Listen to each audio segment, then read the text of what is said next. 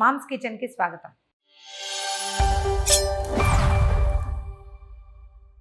ఇవాళ ఒక కొత్త వంటకంతో మీ ముందుకు వచ్చానండి. ఇది కూడా నా ఫేవరెట్ డిష్. హైదరాబాద్లో చాలా చోట్ల దొరుకుతుంది. మరి ఆంధ్ర ప్రాంతాల్లో ఈ ఫుడ్ దొరుకుతుందో లేదో తెలియదు. గుజరాతీ డిష్ బేసిక్గా ఇది. మహారాష్ట్రియన్స్ కూడా మహారాష్ట్రలో కూడా తింటారట. శనగపిండితోటి చేస్తారు. మనం శనగపిండితో సాధారణంగా ఫ్రిటర్స్ అంటే బజ్జీలు, పకోడీలు, తర్వాత ఏమో జంతికలు, చేకోడీలు అలాంటివి చేసుకుంటాం. శనగపిండితోటి వీళ్ళు కొంచెం డిఫరెంట్గా చేసే ఈ వెరైటీ చాలా ఆసక్తికరంగా ఉంటుంది. అమీర్పేటలో ఒక బ్రహ్మాండమైన షాప్ ఉంది, ఢిల్లీ మిఠాయి బండార్ అని. ఇప్పుడు బాగా పెద్దదైంది, కానీ ఓ 20-25 ఏళ్ళ క్రితం అదొక చిన్న షాపుగా ఉన్నప్పుడు వాళ్ళకి ఢోక్లా ఎక్కువ కాదు నడిచేదన్నమాట వాళ్ళ దగ్గర. అప్పటి నుంచి తినడం అలవాటు ఉంది. నాకు శనగపిండి సూట్ కాదు, కానీ ఆ టేస్ట్కి ఖచ్చితంగా తినాలని అనిపిస్తుంది. 2-3 నెలలకు ఒకసారైనా ఢోక్లాని 1 టైం అయినా తింటాను. అది ఎక్కువ ఏంటంటే ప్రోటీన్ బేస్డ్ ఫుడ్, శనగపిండితో చేస్తాం కాబట్టి పూర్తి ప్రోటీను. డయాబెటిక్ వాళ్ళు కూడా తినచ్చు. ఎక్కువ షుగర్స్ ఏమి ఉండవు, ఆయిల్ చాలా తక్కువ ఉంటుంది. శనగపిండి సూట్ అయ్యే వాళ్ళు తప్పకుండా ట్రై చేయాల్సిన ఐటమ్స్లో ఇది కూడా ఒకటి. మీకు బజార్లో దొరికితే ఒకసారి తిని చూడండి. నచ్చింది అనుకో పిల్లలకి ఈవినింగ్ స్నాక్గా చేసుకోవచ్చు. ఈ గుజరాతీలో అయితే మార్నింగ్ బ్రేక్ఫాస్ట్గా కూడా ఢోక్లా చేసుకుంటారు. వాళ్ళ పద్ధతి చూద్దాం ఎలా. అంటే ఇప్పుడు ఇవి మీరు ఎందుకు చేస్తారు, మనం తింటామా అంటే ఎందుకు తింటలేదు, మనం విశ్వజనీయంగా ఉన్నాం. మనం మొత్తం ప్రపంచంలో దొరికే అన్ని రకాల ఐటమ్స్ ఇండియాలో మన ఊళ్ళల్లో చిన్న చిన్న ఊళ్ళల్లో కూడా దొరికేస్తున్నాయి. సో ఇవి మనం ఇంట్లో చేసుకోవచ్చు చాలా రుచిగా అండ్ ఈజీగా కూడా. సో మెయిన్ ఇంగ్రీడియంట్ ఏంటంటే ఇందులో శనగపిండి. అయితే దీంట్లో కొంచెం రవ్వ కలుపుతారు కొన్ని చోట్ల, కొన్ని ప్రాంతాల్లో. కర్ణాటక వైపు రవ్వ కూడా కలిపినట్టు కనపడుతుంది, బట్ గుజరాత్లో నేను చూడలేదు. నేను వెళ్ళిన ట్రిప్స్లో కనపడలేదు నాకు. ఫుల్ శనగపిండితోటే చేస్తారు. అయితే దీంట్లో ఏవో చిన్న మార్లు ఎక్కువ స్వీట్గా ఉండే రకంగా చేసుకోవచ్చు, కమ్మగా ఉండే రకంగా చేసుకోవచ్చు. ఫుల్ స్వీట్లోకి మనం వెళ్ళొద్దు. ఇది డయాబెటిక్ వాళ్ళకు కూడా బాగుంటుందని చెప్పాం కదా. సో లైట్ స్వీట్నర్ తోటి మంచి ట్యాంగీ టేస్ట్ తోటి ఎట్లా వస్తుందో చూద్దాం. దీనికి ఏంటంటే మనం శనగపిండి ఒక ఫుల్ కప్పు తీసుకున్నాం అనుకోండి, పూర్తి నిండా కప్పు నొక్కి పెట్టాను ఇందులో. ఈ కప్పుకి ఒక 1/2 కప్పు పెరుగుని, ఫ్రెష్ పెరుగైనా పర్వాలేదు, అందులో 1 కప్పు నీళ్ళు పోసి చక్కగా చిలికేసి మజ్జిగలాగా చేసి పెట్టండి. మజ్జిగలో శనగపిండిని కలిపేస్తాం. ఈ కలిపిన దాంట్లో ఒక చిటికెడు పసుపు, తర్వాత కొంచెం ఉప్పు, ఒక్క చిటికెడు ఇంగువ వేసేసి బాగా కలపాలండి. దీనికి కలుపుడే దీని రుచి. ఎక్కువసేపు ఒక 5 నిమిషాలు 8 నిమిషాలు బాగా కలిపి పక్కకు పెట్టాలి, ఒక 20 నిమిషాల పాటు. తర్వాత ఆ పదార్థంలో ఈనో సాల్ట్, మామూలుగా మనం ఇది ఇండైజెషన్ ఉన్నప్పుడు వాడుతూ ఉంటారు. ఇది మందుగా వాడతారు. జనరల్గా కూడా కొంతమందికి ఆసక్తి ఉంటుంది. అయితే వీళ్ళు ఏం చేస్తారంటే మనము ఈ వంట సోడా వాడతాం కదా, సోడాకి బదులుగా ఈనో సాల్ట్ వేసుకోమని చెప్తున్నారు. బాగుంటుంది. ఫ్రూట్ సాల్ట్ అయ్యేసరికల్లా ఏమవుతుంది, మనం పెట్టినటువంటి పదార్థం పొంగుతుంది అనమాట, స్పంజీగా వస్తుంది. అంత స్పాంజ్గా ఉంటుంది, కేక్ లాగా కనపడుతుంది, కానీ చాలా బాగుంటుంది రుచిగా. సో ఇది చివర్లో యాడ్ చేస్తాము. ముందు మనం యాడ్ చేయాల్సింది ఏంటంటే మజ్జిగ, ఉప్పు, పసుపు, శనగపిండి, ఒక చిటికెడు ఇంగువతోటి. ఇదేంటంటే ఈ పదార్థాన్ని కరెక్ట్గా పాళంగా కలపాలంతే అనమాట. ఆల్రెడీ బాగానే చిలికి పెట్టింది, మళ్ళీ ఒకసారి చేస్తున్నాను అంతే. ఉప్పు వేసుకోవాలి, ఒక 1/2 స్పూన్ ఉప్పు, తర్వాత కొంచెమే పసుపు, కలర్ బాగా వస్తుందన్నమాట. ఒక చిటికెడు పసుపు వేసి ఇందులోనే షుగర్ వేసి ఇందులోనే నిమ్మరసం వేసి మెథడ్ ఒకటి ఉందండి, బట్ మనం అది చేయట్లా. ఎందుకంటే మనం బేసిక్ మజ్జిగ తీసుకున్నాం కదా, సో ఇంకా నిమ్మరసానికి అవసరం లేదు. అండ్ పంచదార వేయము, మనం పంచదార పైన వేసే నీళ్ళల్లోనే వేసుకుందాం. ఓకే, ఏం చేద్దామంటే శనగపిండిని లమ్స్ లేకుండా, ఇందులో గడ్డలు లేకుండా జల్లించుకోకర్లేదు. కొంచెం బరగ్గా ఉన్న పిండి నడుస్తుంది, కొద్ది కొద్దిగా వేసి కలిపేద్దాం. అవసరాన్ని బట్టి నీళ్ళు పోసుకోవచ్చు. దీన్ని జనరల్గా కేక్స్ చేసే అలవాటు ఉన్న వాళ్ళకి తెలుస్తుంది. ఒకవైపుకే కలపాలి, ఫ్రంట్ టు బ్యాక్ కలపకుండా ఉంటేనే మనకి చక్కగా స్పంజీగా వస్తుందన్నమాట.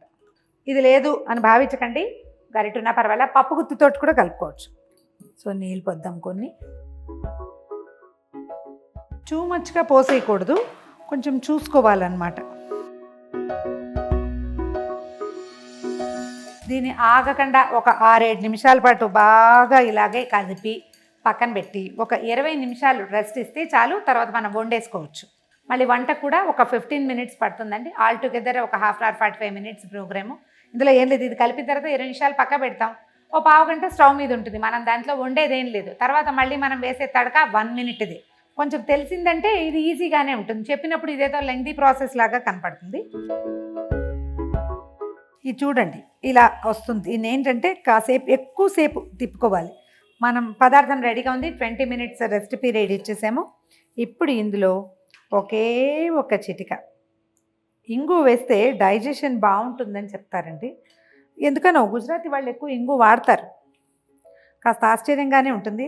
వాళ్ళ మంచి వాసన వస్తుంది. ఒక నలకంతే నేను ఎంత వేలుతో వేసాను చూసారు, స్పూన్తో వేస్తే ఎక్కువ పడిపోతుంది. సో ఇంకొక 2 నిమిషాలు దీన్ని కదుపుకోవాలి. అండ్ దీంట్లో ఫైనల్ టచ్ ఏం చేయాలంటే ఒక 2 స్పూన్ల వేడి నూనె వేయాలి. మామూలుగా మనం మరుగు నూనెలు వేస్తాం, అందరికీ గుర్తొచ్చి ఉంటుంది, జంతికల్లో వాటిలలో వేస్తుంటాం కదా. అట్లాగే హాట్ వాటర్ నూనె కనుక వేస్తే చాలా బాగుంటుంది. అండ్ ఇది పల్లి నూనె వేయండి. పల్లి అండ్ శనగపప్పు కాంబినేషన్ చాలా మంచిది, బాగుంటుంది. నూనె వేడెక్కిపోయింది, వేసేస్తాను. కలిసిపోతుంది ఇదే. అండ్ ఇప్పుడు ఏం చేయాలంటే దీన్ని 1 నిమిషం వదిలి పెడదాం. ఈ పదార్థాన్ని మనం బేసిక్గా స్టీమ్ చేస్తాం, దీన్ని నూనెలో వేయం. సో స్టీమ్ చేయడానికి ఏం చేయాలి, మనం ఏదైనా ఒక పెద్ద పాత్ర పెట్టుకోండి, దాంట్లో ఒక స్టాండ్ పెట్టి దాని మీద దీన్ని పెడతామన్నమాట. సో ఈ నీళ్లు వేడెక్కిపోవాలి. వేడెక్కాక ఒక స్టాండ్ పెట్టడం, దాని మీద దీంట్లో ఈనో కలపడం, ఇది అందులోకి షిఫ్ట్ చేయడం. నీళ్లు మరగనివ్వండి. ఇది కాగిన తర్వాతే దీన్ని ఇందులోకి పెట్టుకోవాలి మనం. ఈ నీళ్లు కాగే లోపల మనం ఇంకొక చిన్న పని చేద్దాం. మనం ఇందులో ఢోక్లా చేయదలుచుకున్నామో ఆ పాత్రకి కొంచెం లోపల భాగం అంతా ఆయిల్ లైట్గా కొంచెం డస్టింగ్ అనమాట. ఇది మనము కేక్లు అవి చేసే వాళ్ళకి తెలుస్తుంది. మనం ఏ గిన్నెలో దీన్ని స్టీమ్ చేయదలుచుకున్నామో దానికి కొంచెం లైట్గా నూనె రాసి పెట్టుకుందాం. ఇది రెడీ చేసుకోవాలన్నమాట. ఈ నీళ్లు మరగబెట్టాలి, ఈ పాత్ర రెడీ చేసుకోవాలి. ఆ తర్వాత మనం ఈ పిండిని మళ్ళీ ఇంకొకసారి కదిపేసి అప్పుడు ఇందులో పోసేయాలి. ఈ నీళ్ళు మరుగుతున్నాయి. దీంట్లో ఏం చేద్దామంటే బేస్కి ఒక చిన్న స్టాండ్ పెట్టుకుందాం. అంటే మనం ఇది ఇడ్లీ పెట్టినట్టు పెట్టుకోవచ్చు, ఇడ్లీయే, అంతకంటే ఏం లేదు. కాకపోతే ఈ స్టాండ్లో మనం ఇడ్లీ ప్లేట్లలో కాకుండా విడిగా పెట్టుకుంటాం కదా, నీళ్లు డైరెక్ట్గా తాకకుండా ఒక చిన్న స్టాండ్ ఎత్తుగా ఉండేందుకు పెట్టుకుందాం.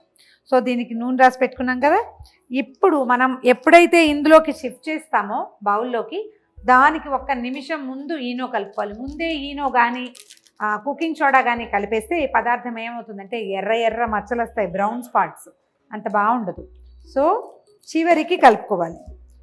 ఈనో సాల్ట్ వేసేద్దాం ఇందులో 1 స్పూన్. ఈ ప్యాకెట్లో 1 స్పూన్ ఉంటుంది కదా, మనం ఇది కలిపేటప్పుడే మనకు తెలుస్తుంది ఇది పొంగుతోంది అని. ఇది సరిగ్గా ఈవెన్గా కలవాలన్నమాట. దీంట్లో ఈ టైంలో మనం ఏం చేయొచ్చు అంటే జస్ట్ 1 స్పూను నీళ్లు, ఆ ఈనో అటు ఇటు పోకుండా ఈవెన్గా మిక్స్ అవ్వడానికి, అంతే. ఇందాకటికి ఇప్పటికీ పదార్థపు టెక్స్చర్ మారిపోతుంది, కొంచెం పొంగు వస్తుంది. నీరు తగిలేసరికి ఇంకా స్పీడ్గా వస్తుంది. ఇది 1 నిమిషమే ఈ పని, ఎక్కువసేపు చేయక్కర్లేదు. ఇక పొంగుతుంది చూసారా. ఇప్పుడు ఏం చేద్దామంటే దీన్ని ఇందులోకి షిఫ్ట్ చేసేద్దాం. నిర్మోహమాటంగా దీన్ని టేస్ట్ చేయొచ్చండి. ఉప్పు సరిపోయిందో లేదో చూడొచ్చు, ఏం పర్వాలేదు. ఈ కన్సిస్టెన్సీలో కలుపుకోండి. మనకి బజ్జీల పిండి లాగా ఉంటే సరిపోతుందన్నమాట. చక్కగా సెట్ చేసేయండి. దీన్ని అలాగా ఇందులోకి పెట్టేద్దాం. కుక్కర్ మూత కూడా పెట్టేసేయచ్చు. మా కుక్కర్ మూత అంత కంఫర్టబుల్గా లేదు. సో నేనేం చేస్తానంటే దీనికి ఒక చిన్న మూత పెడతాను. 15 నుంచి 20 నిమిషాల పాటు దీన్ని స్టవ్ మీదే ఉండివ్వాలి. మీడియం ఫ్లేమ్లో, కింద ఆల్రెడీ వేడిగా ఉంది కదా, దీనికి మామూలు మూత అయినా పెట్టేయచ్చు. జస్ట్ మూత తీయద్దు అంతే. మనం దీనికి ఏం చేసాం, 4 గ్లాసులు నీళ్ళు పోసాం. కొంచెం పెద్ద పాత్ర పెట్టుకోవాలి. ఇడ్లీలకి పోసినట్టుగా ఒక చిన్న గ్లాసు 2 గ్లాసులు నీళ్ళు పోయటం కాకుండా ఎక్కువ నీళ్ళు పోయటం, దాంట్లో ఒక ఎత్తైన స్టాండ్ పెట్టడం, దాని మీద మనం ఏం స్టీమ్ చేయదలుచుకున్నామో ఢోక్లా దాన్ని పెట్టేసేయటం. ఇది అయిన తర్వాతే పైన వేయాల్సిన తిరగమాత సంగతి చూద్దాం. సో ఇది మీడియం ఫ్లేమ్లో ఉంది, దీని దారిని ఇది అవుతుంది. 20 నిమిషాల పాటు దీన్ని వదిలేద్దాం. స్టవ్ ఆపేస్తున్నాను. దీన్ని దానంతటా అది ఒక 5-10 నిమిషాలు చల్లారనిద్దాం. ఈ లోపల ఒక చిన్న తడక అది పెట్టేసుకుందాం. దీంట్లో తాలింపు అంటూ ఏం వేస్తామంటే ఈజీగానే జస్ట్ ఆవాలు, ఆ పైన కొంచెం అందంగా కనపడడానికి వేస్తారనమాట. కొన్ని ప్రాంతాల్లో కొబ్బరి కూడా వేసుకుంటారు. 1 స్పూన్ నూనె వేసుకుంటే చాలండి, ఎక్కువ వేయకర్లేదు. మనం పిండిలో వేసేసాం కదా, ఇంకా చాలన్నమాట. జస్ట్ ఇది వేడెక్కనిచ్చి ఆవాలు వేసుకోవాలి. దీంట్లో ఇంకా జీలకర్రలు అవి ఏం వేయరు. కొన్ని చోట్ల ప్రాంతాలను బట్టి, మహారాష్ట్రలో, కర్ణాటకలో చిన్న తేడాలు ఉంటాయి కదా, ఆవాలతో పాటు కొన్ని నువ్వులు, ఆ తర్వాత ఇంగువ వేస్తారు. మనం ఎట్లా కావాలంటే ఎట్లా. ఆవాలు వేస్తేనే అది కొంచెం నల్లగా కనపడతాయి, ఎక్సలెంట్గా ఉంటుంది, చూడ్డానికి బాగుంటుంది అనమాట. సన్నగా కొబ్బరి కూర వేసుకునే విధానం కూడా కనిపిస్తుంది కొన్ని చోట్ల. మన ఛాయిస్, మనకు నచ్చుతుంది అనుకోండి వేసుకోవచ్చు. నూనె కాగింది, ఆవాలు వేసేద్దాము. ఆవాలు చిటపటలాడిన తర్వాతే మనం తర్వాత పని అన్నమాట.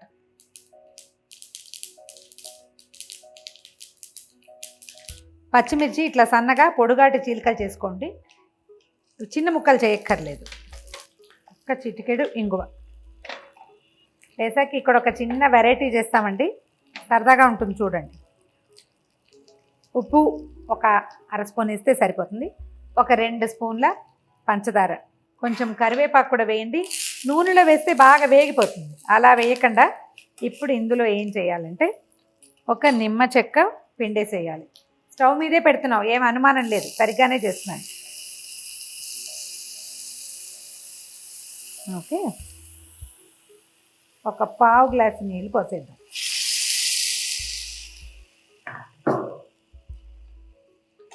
పంచదారని జస్ట్ కరగనివ్వండి, కరిగిపోతుంది అదే. ఇవి చన్నీళ్ళల్లో కూడా చేయొచ్చండి, ఇలా చేసింది బాగా డిఫరెంట్గా ఉంటుంది. సరిపోతుంది, ఇది కరిగిపోతుంది. దీన్ని స్టవ్ ఆపేసేద్దాము. ఈ నీళ్ళని మనం దీనికి ఢోక్లాకి పై భాగంలో వేస్తామన్నమాట. ఓకే, చూద్దాం ఇది ఎలా ఉందో.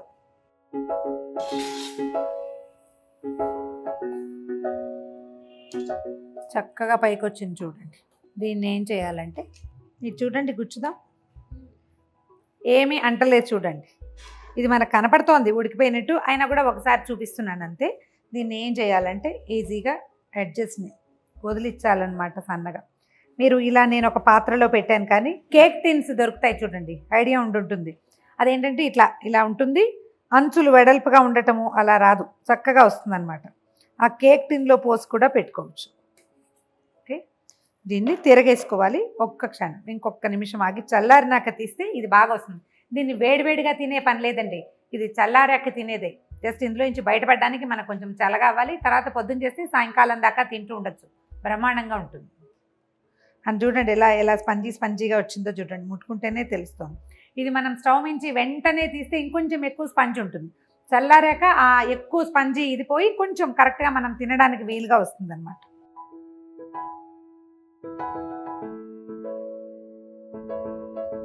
ఇప్పుడు చూడండి ఎలా స్పంజ్ లాగా కనిపిస్తుంది. ఓకే, ఇది దీన్ని ఇంకో ఈజీ మెథడ్ చెప్తానండి, సరదాగా ఉంటుంది పిల్లలకి. చూడండి, ట్రై చేయొచ్చు. ఇది ఇడ్లీ ప్లేట్లు ఉంటాయి కదా మన దగ్గర, చక్కగా ఇడ్లీ ప్లేట్లలో పోసి కూడా పెట్టచ్చు. ఎవరి ఢోక్లా వాళ్ళకి ఇచ్చేస్తామన్నమాట, ఇడ్లీ షేప్లో చేయొచ్చు అలా కూడా.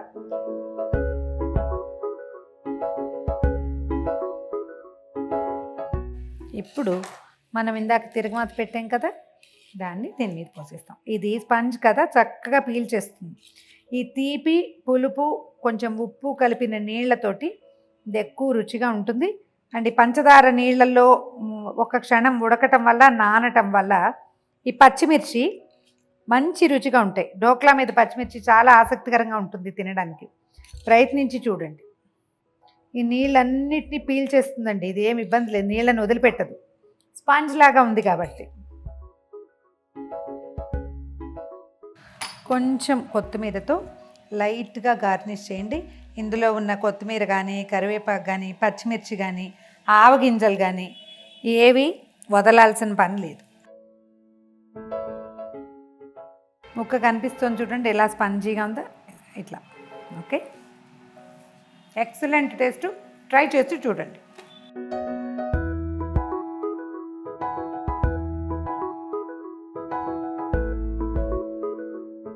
ఒక కప్పు శనగపిండితోటి ఈవినింగ్ స్నాక్ కొత్తగా ఎలా చేయాలో ట్రై చేసి చూడండి.